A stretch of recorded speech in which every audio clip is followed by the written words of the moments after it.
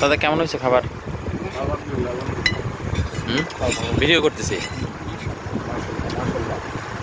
খাবার সুন্দর হয়েছে। ওই দিন ঈদ ট্রাই করছি, আজকে হাটের মতো ট্রাই করলাম।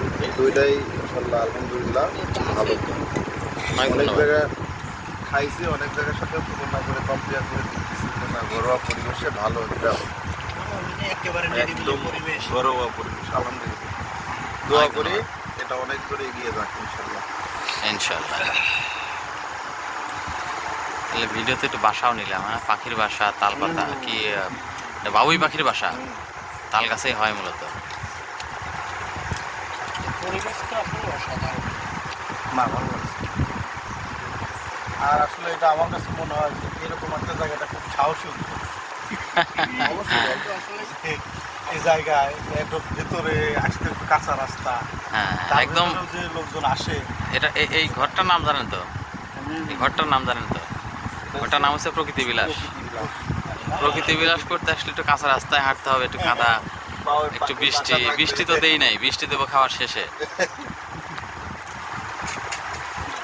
ভাই কেমন হয়েছে খাবার? খাবারের কথা বলতে গেলে প্রকৃত যে দেশের খাবার যে স্বাদটা, সেই স্বাদটা কিন্তু পাওয়া যায়। তাহলে কি আমার নামের সাথে মিল আছে? আমার নাম, প্রতিষ্ঠানের নাম হচ্ছে অথেন্টিক ইন্ডিজেনাস ফুড। এখানে এসে না খেলে আসলে বোঝানো যাবে। ইয়েস। খেয়ে তারপর কথা কম বলি, খাই বেশি। ওকে ওকে, অনেক ধন্যবাদ। অনেক টেস্ট। বন্ধু কি অবস্থা বলো তো তোমার?